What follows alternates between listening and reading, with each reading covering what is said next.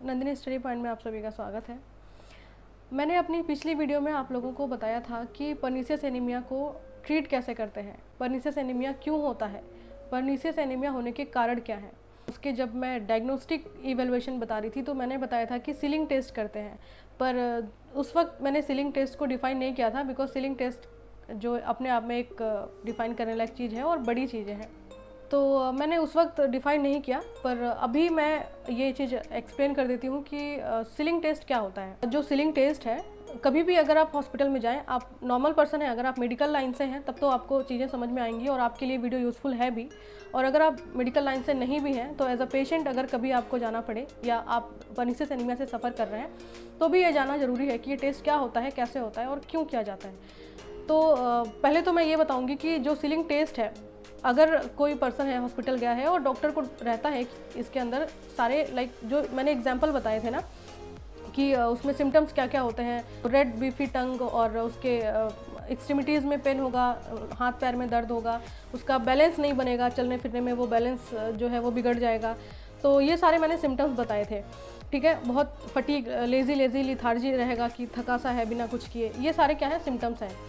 तो ये सिम्टम्स देखते हुए और ब्लड में विटामिन B12 की जांच करते हैं डॉक्टर, उसके बाद भी अगर उन्हें ये कंफर्म करना होता है कि पर्नीशियस एनीमिया है क्या है, किस वजह से है, रीज़न क्या है, अगर ये जानना होता है तब डॉक्टर क्या करते हैं, सीलिंग टेस्ट करते हैं।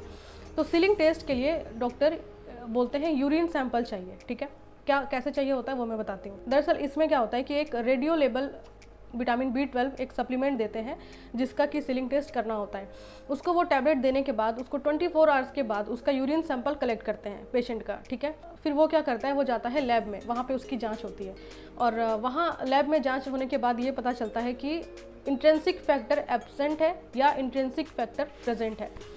तो कभी भी अगर एग्ज़ाम में ऐसा पूछे, अगर आप मेडिकल स्टूडेंट हैं और कभी आपको एग्ज़ाम दे रहे हैं और ऐसा पूछे कि जो सीलिंग टेस्ट है वो क्यों किया जाता है, तो हमारा आंसर ये नहीं होना चाहिए कि पर्नीशियस एनीमिया की जांच के लिए किया जाता है। नहीं, ये पर्नीशियस एनीमिया की जांच के लिए नहीं किया जाता, बल्कि ये इंट्रिंसिक फैक्टर के एब्सेंस और प्रेजेंट होने के लिए जांच किया जाता है कि हमारी बॉडी में इंट्रिंसिक फैक्टर प्रेजेंट है या एब्सेंट है।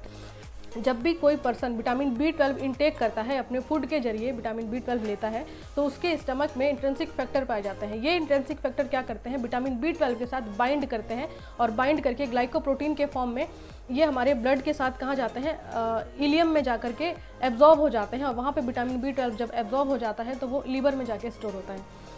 अगर फ्रेंड्स आप सोचो, अगर किसी के स्टमक में इंट्रिंसिक फैक्टर ही नहीं है तो अगर वो विटामिन B12 इंटेक कर रहा है तो क्या वो जाके उसके साथ बाइंड करके ग्लाइकोप्रोटीन के फॉर्म में चेंज होके उसके ब्लड तक जा पाएगा? नहीं जा पाएगा। मतलब कि जैसे ही वो उसने विटामिन B12 सप्लीमेंट लिया, वो यूं ही जो है स्टूल से, बॉडी से बाहर हो गया, कहीं पे भी उसका एब्जॉर्प्शन नहीं हुआ, कहीं पे बाइंड नहीं हुआ, कहीं पे ग्लाइकोप्रोटीन नहीं बनाया।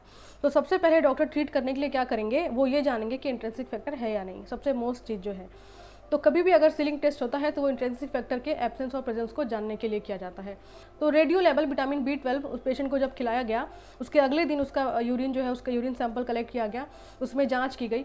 अगर यूरिन के अंदर विटामिन B12 प्रेजेंट मिला, इसका मतलब ये है कि यूरिन में कैसे आया, यानी कि इंट्रिंसिक फैक्टर था, बाइंड किया, ब्लड में चेंज हुआ, ब्लड से चेंज होने के बाद फिर वो छन करके यूरिन फॉर्म में बाहर आया बॉडी से, तो मतलब इंट्रिंसिक फैक्टर प्रेजेंट है। तो मतलब यूरिन में विटामिन B12 का मिलना इंट्रिंसिक फैक्टर होने का एक प्रतीक है, ठीक है। अगर उसके यूरिन में विटामिन B12 एब्सेंस है तो इसका मतलब उसकी बॉडी में इंट्रिंसिक फैक्टर भी एब्सेंस है। तो ऐसे में डाइट कुछ भी नहीं कर सकता, तो सिर्फ और सिर्फ ब्लड ट्रांसफ्यूजन के जरिए ठीक किया जा सकता है। उसमें कुछ इंजेक्शन जो कि ऑप्टिन्यूरॉन या विटामिन B12 के इंजेक्शन है वो दे करके ट्रीट किया जा सकता है। फिर इसमें डाइट कुछ नहीं कर सकता। डाइट कितना भी ले लेगा पेशेंट, लेकिन जब उसके स्टमक में इंट्रिंसिक फैक्टर ही नहीं है तो वो जाके बाइंड ही नहीं होंगे, और जब बाइंड ही नहीं होंगे तो कोई मतलब नहीं है डाइट लेने का, वो जैसे ले रहा है वैसे स्टूल के साथ बाहर हो जाएगा, ठीक है। तो इसीलिए फिर डॉक्टर क्या करते हैं, मैनेजमेंट के लिए सिर्फ और सिर्फ ब्लड ट्रांसफ्यूजन पे ध्यान देते हैं एंड विटामिन B12 इंजेक्शन पे ध्यान देते हैं। तो ये था सीलिंग टेस्ट का पर्पस कि क्यों किया जाता है सीलिंग टेस्ट, ओके। और फ्रेंड्स, अगर सीलिंग टेस्ट पॉजिटिव आता है, मतलब कि उसके यूरिन में विटामिन B12 पाया गया है, तो इसका मतलब कि कुछ घबराने वाली बात नहीं है। पेशेंट को सिर्फ और सिर्फ डाइट के जरिए भी ठीक किया जा सकता है। उसके डाइट में क्या करते हैं doctor, vitamin B12 rich diet उसको एडवाइस करते हैं एंड जो भी मीट प्रोडक्ट होते हैं, जो भी डेयरी प्रोडक्ट होते हैं वो लेने के लिए एडवाइस दे देते हैं। तो ओवरऑल कहीं ना कहीं सीलिंग टेस्ट का पॉजिटिव आना मतलब सही है आप लोगों के लिए। तो ये टेस्ट होता है पर्निशियस एनीमिया वाले पेशेंट के अंदर। आई होप वीडियो आपके लिए यूज़फुल। ऐसे ही मेडिकल लाइन से जुड़ी बहुत सारी जानकारी लेने के लिए आप मेरे चैनल को सब्सक्राइब करिए। जो भी आपके फ्रेंड्स मेडिकल लाइन से हैं या बायो की पढ़ाई कर रहे हैं उन तक आप शेयर करिए, ज़्यादा से ज़्यादा सपोर्ट करिए, जिससे कि मैं और भी मुझे अप्रिसिएशन मिलेगा और मैं आप लोगों के लिए वीडियो अपलोड कर पाऊँगी। तो फ्रेंड्स अभी के लिए थैंक यू। फिर मिलते हैं नेक्स्ट ऐसे ही किसी इन्फॉर्मेटिव वीडियोज़ के साथ। Bye bye, take care.